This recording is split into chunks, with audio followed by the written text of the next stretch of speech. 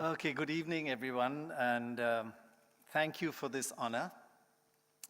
Honestly, I've accepted this award because of the immense respect I have for the Press Club of Mumbai. God bless you all. And that's genuine. I don't do this often.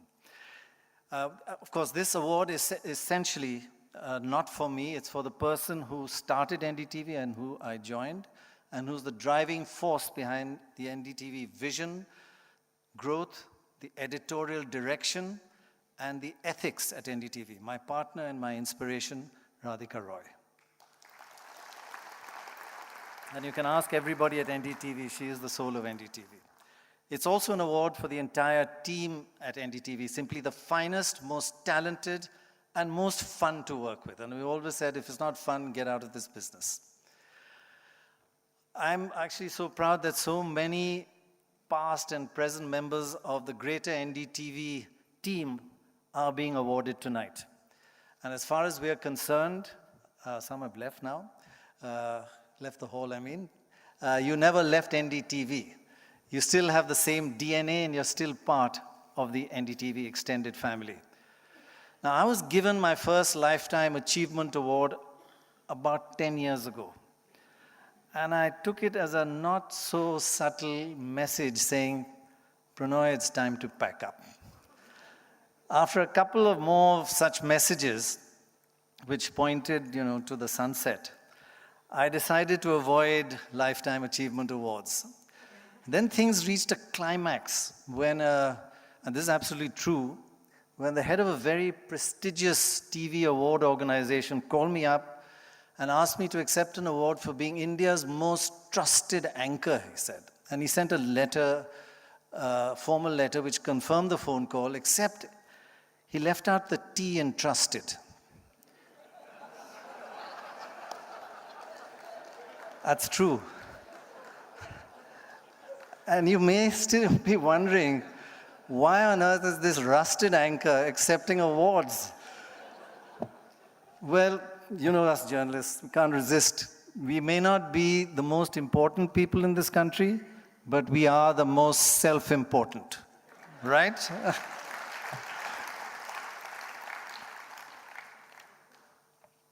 So, apart from being self-important, what is the true state of journalism in India? I thought the discussion was fascinating. Where are we at? What is to be done? And may I give you a quick anecdote to show how far we've come since the first ever private news was broadcast in India. It was a daily half-hour news bulletin produced by NDTV called The News Tonight on Doordarshan in 1995, before many of you were born, at least in scroll.in. Proud of you, scroll.in. Learning from you. Well, that night, it was the first night of the first private broadcast in India. And I was anchoring, and like all anchors, I decided to show off a little. All anchors are basically show-offs, let me tell you, all of them. That's ingrained in their DNA.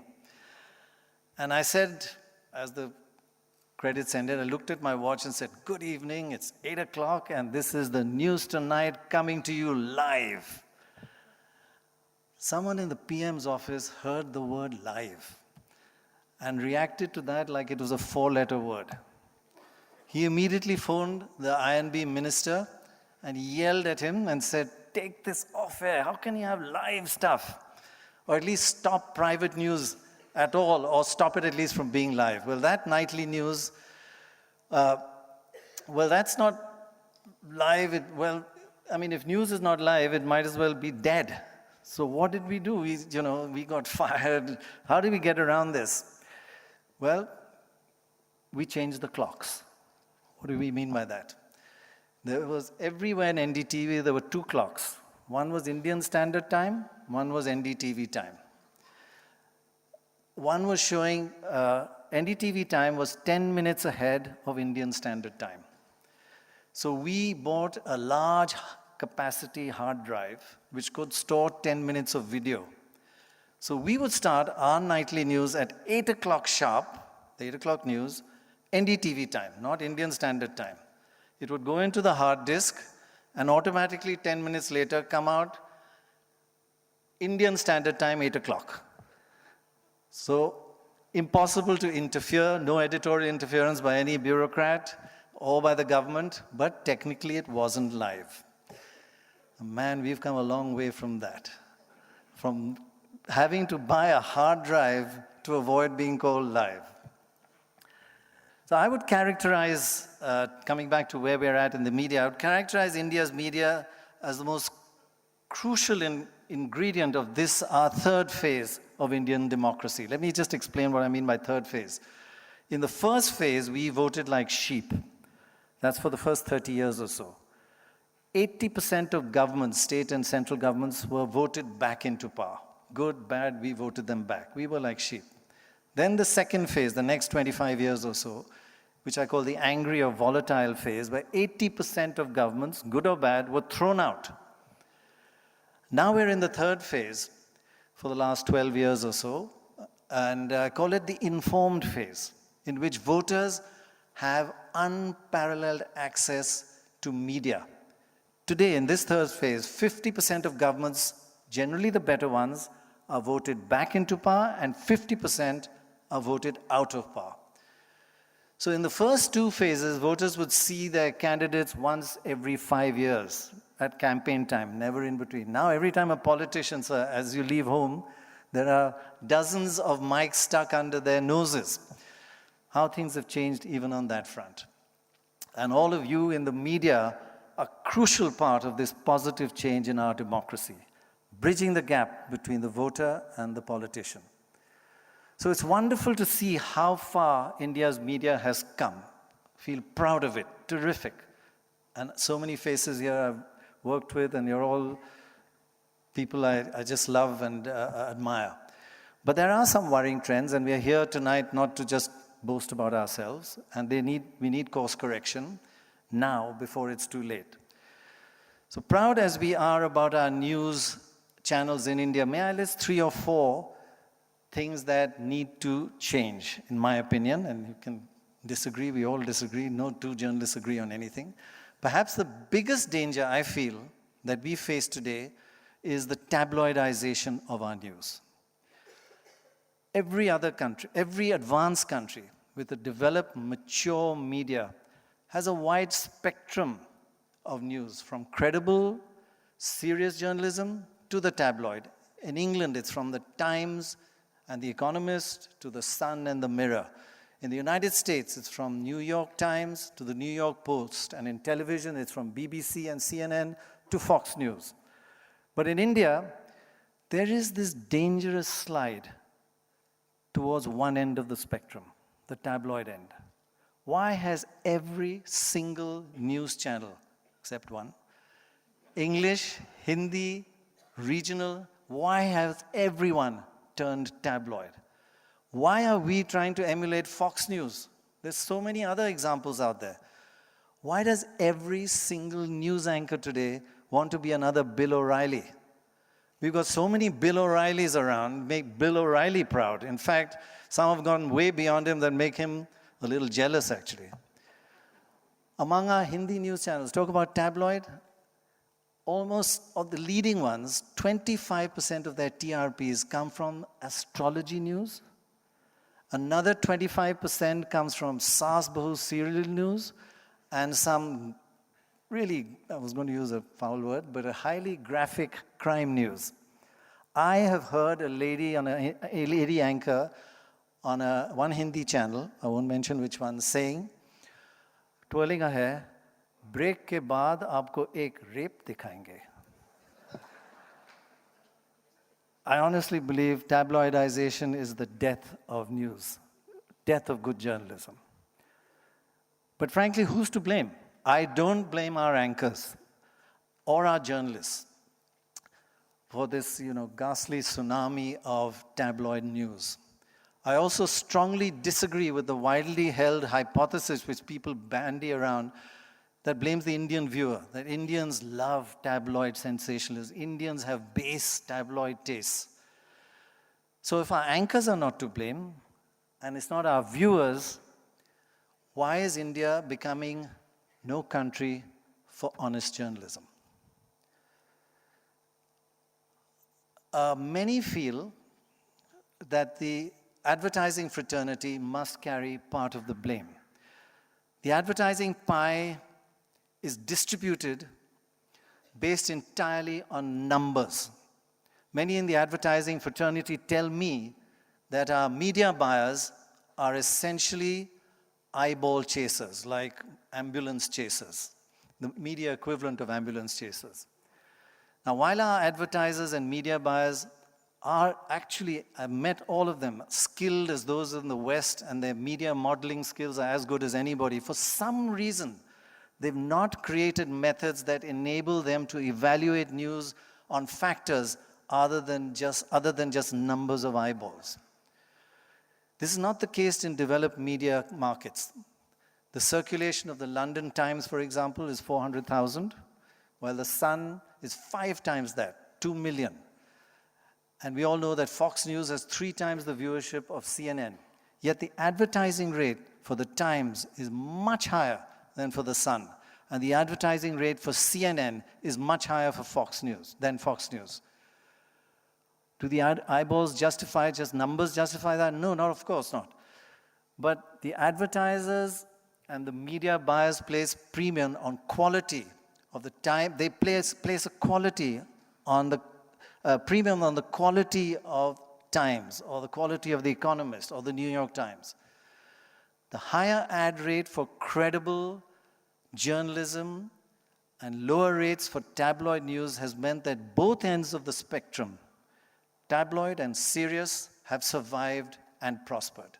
And unless we model quality and credibility into our advertising rates and not just go by eyeball chasing, we shall go headlong into tabloidization with no place for news that is serious at the serious end of the spectrum. Do think about it. Just stop for a second. Do advertisers really want to come immediately after an anchor who says, break ke baad aapko ek rape dikhayenge? Do they know they are coming, their product is just coming immediately after that? So the day our advertisers in India distinguish between tabloid news and serious news, as it's done all over the world, India will see the growth of better quality media and the end to the mushrooming of eyeball-chasing tabloid TV. Let's all blame the viewer. Let's look inwards and do our own research and build models that take into account quality. As you probably know, NDTV has recently been awarded India's most trusted brand across all forms of media. Thank you, that means a lot, really means a lot. Most trusted, more trusted than any other print brand, any other TV brand, any radio brand, any website brand. And this is the second year running that we've won that by quite a large margin. So that's how viewers assess us and value us. And it's perhaps because of our determination to be India's only non-tabloid television network. And I pray that others are also that part of the spectrum. The second point I'd like to use is a phrase that we coined at NDTV called the Heisenberg principle of journalism. Just showing off a bit. The original Heisenberg principle, for those physicists here who would know, crudely interpreted, suggests that the closer you get to an object, to trying to measure it, the more you change yourself.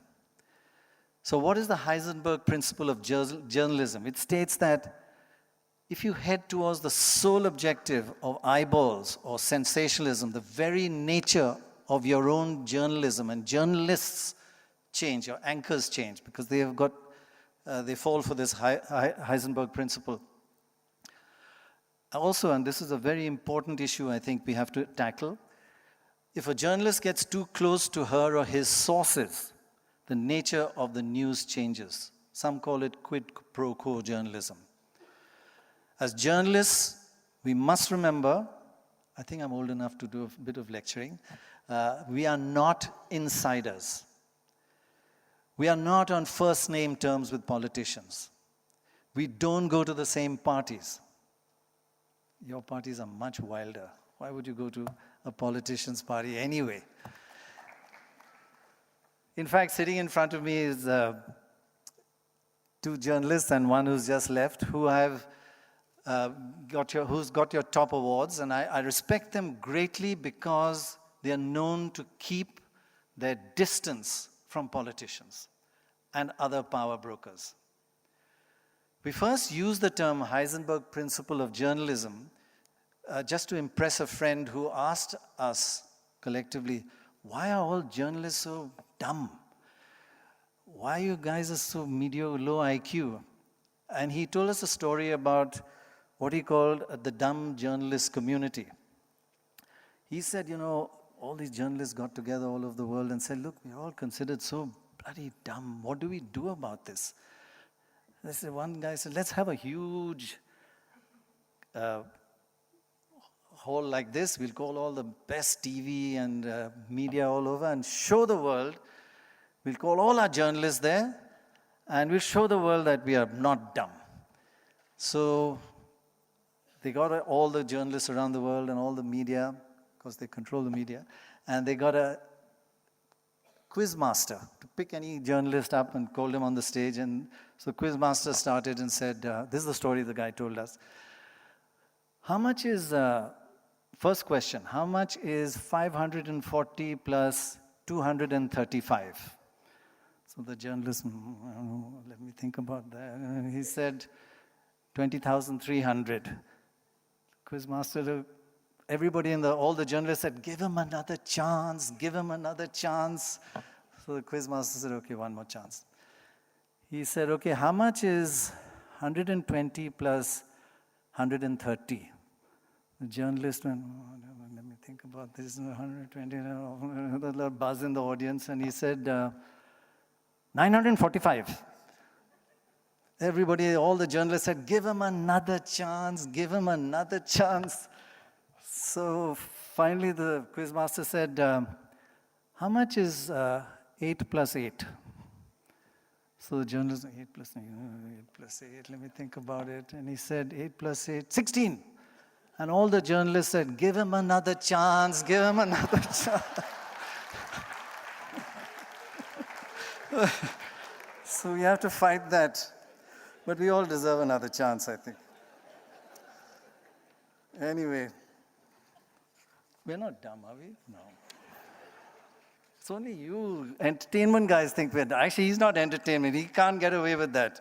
He's the original news hound.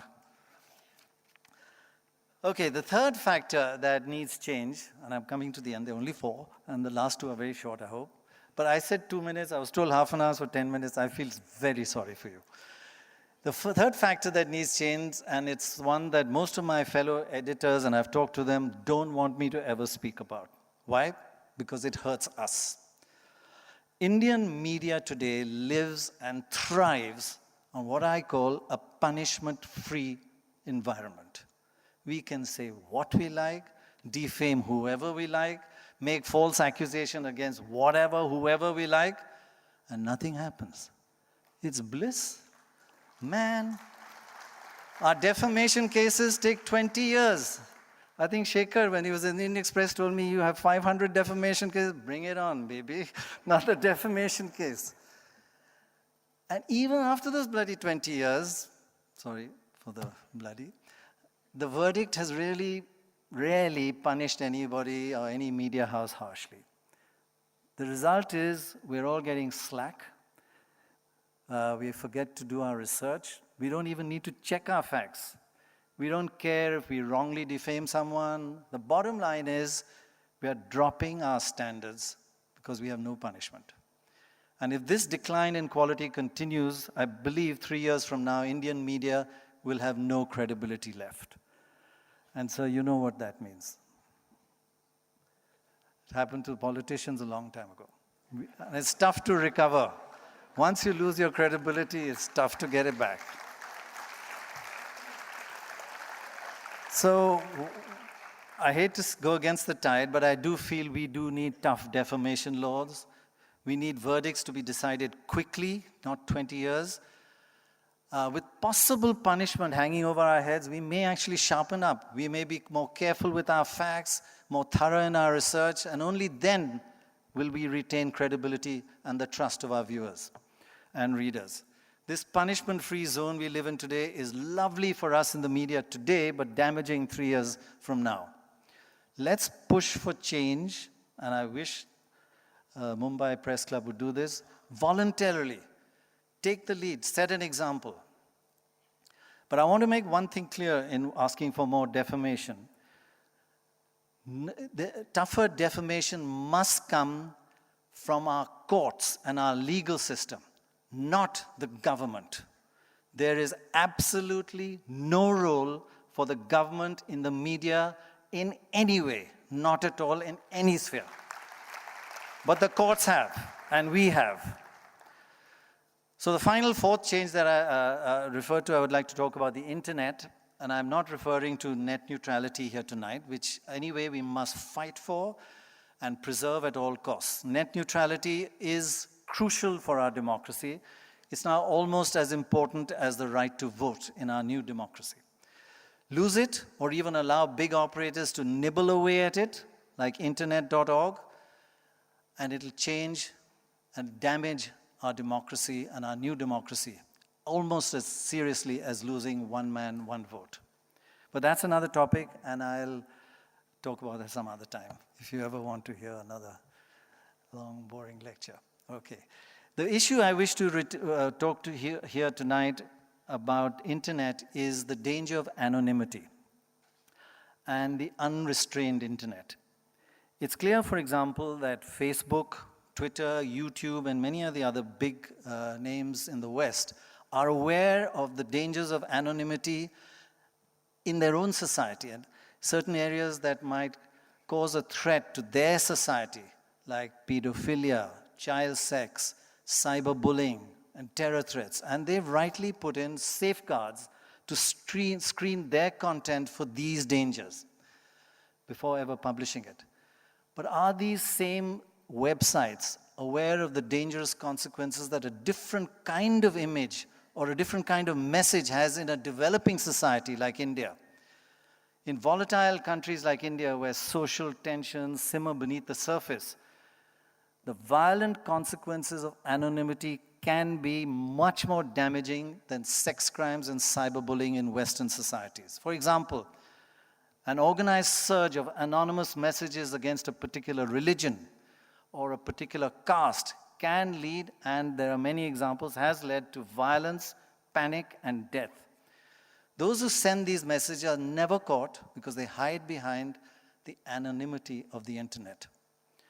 A provocative Twitter message in a sectarian confrontation in a riot situation can explode. Now, while there are many, many advantages of anonymity, in many ways it is the essence of the freedom on the net. But it's also important to recognize that the inherent dangers, terrorists constantly use anonymity of the web, might in certain circumstances outweigh those very benefits. Maybe it's time, I feel, to bring the internet a little closer to the responsibilities that all other forms of media face. Surely one should take responsibility for what one writes. How many lives have been lost and will be lost in the name of anonymity? Perhaps it's time that Facebook, Twitter, YouTube become sensitive to messages in our society, sensitive to the dangers of people taking advantage of the democratic freedoms in India and are actually maybe doing harm to our democracy. Why don't they check for those words like they're sensitive to problems in their own country? We have different situations and different flashpoints to those in America.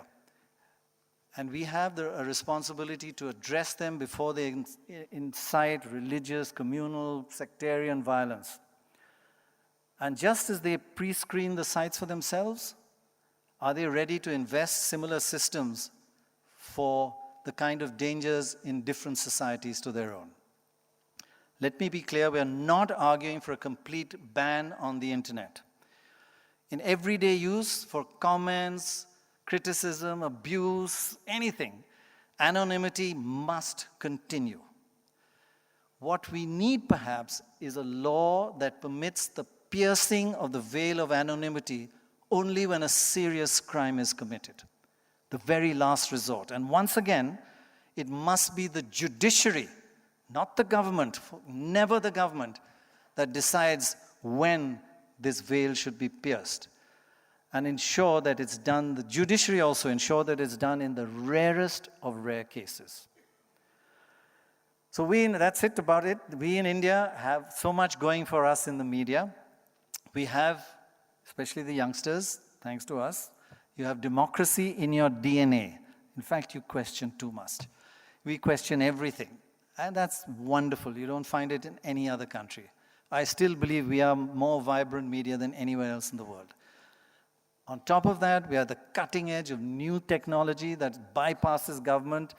I could give you stories of how we've used technology over the last 25 years to get past government censorship and government restraints. Our media is more vibrant than anywhere in the world. Let's not just throw it all away and commit harakiri. We are pretty good at doing that, actually. So as journalists, let's not chase profits without purpose. Let's not forget the Heisenberg principle and turn into insiders and become part of the power brokers. Let's voluntarily accept legal discipline when we defame and fail to do our research. And let's embrace this new wonderful world of the internet with imagination, and let's leverage that democracy that's in our DNA. NDTV, for one, is now focusing on becoming a digital company more than a television company. We learned the lesson during the last elections, for example, where our website, ndtv.com, widely considered to have done non-tabloid election coverage, still had 13.5 billion hits in 24 hours. Akum, I couldn't believe it. 13.5 billion. That's the future. That's the future for all of us. It's a new sunrise for journalism. So do watch this space. I'd like to end tonight with the same 5 words that I used 10 years ago when I was awarded a Lifetime Achievement Award, with the message that comes with it. The 5 words were, thank you very much, you ain't seen nothing yet. Thank you.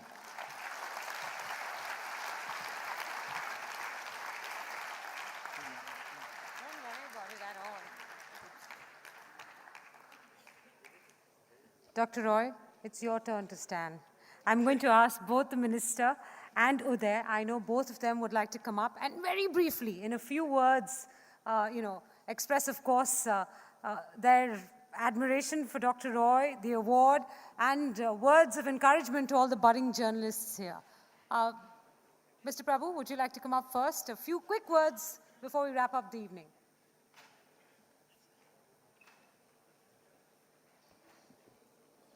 On what he said? On the award. On the award, okay.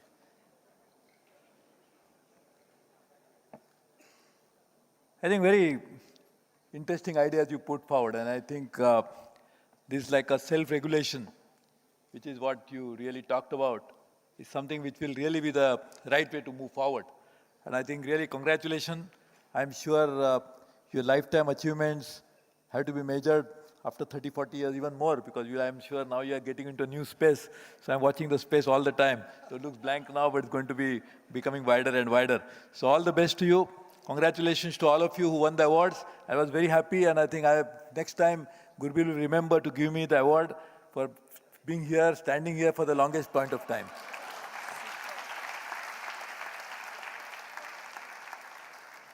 Uday? On a serious note, I have to say that, I'll just quickly tell you a story that for people like us, we just gone to college, and suddenly one night when television had just come in, and it was an occasional device, a device for occasional viewing, and I was looking at something interesting, something a little more interesting than Krishi Darshan on TV, and popped up a show which was talking about what was happening in the US, what was happening in the UK, what was happening in China. And there was a young man with beard presenting the show. The show was called The World This Week. And that was my first interaction with what TV was meant to be. Here we were fed on a diet of what came out of Mandi House, and suddenly we saw this show which was about information, which was about production, which was about technology, which was about graphics, and which was about credibility of presentation. And that was the day I decided that television was a viable and exciting career option. And I don't think, when I speak this tonight, I don't think I'm the only one. A large number of people who came to television were drawn by the personality, the charisma, and the opportunity or the potential to contribute that they saw with the eyes of Prannoy Roy. And if there are very few people,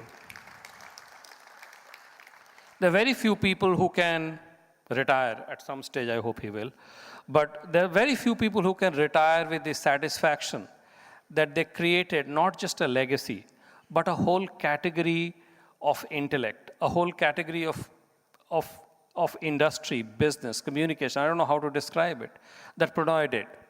You know, this country, just imagine, had Doordarshan and nothing else. This country had no reference to what modern professional television communication could be. And in came Prannoy with his vision, with his content, with his production and everything, and set these standards, and thereby saved us almost 2.5 decades of growth curve, or the learning curve that all of us would have had necessarily to go in order to get to a level of professional television communication, professional television journalism. So when people like us came to try our hand at TV, we had a reference point. We had The World This Week, we had NDTV, we had Prannoy Roy, and we had his brand of journalism. And the sheen of that brand of journalism hasn't been dulled, despite all the attempts that his disciples, his apostles, and many others have tried to inflict on. The legacy lives on, and in that legacy lives on a hope. Prannoy, this country and this community here is proud to call you its own. Thank you very much.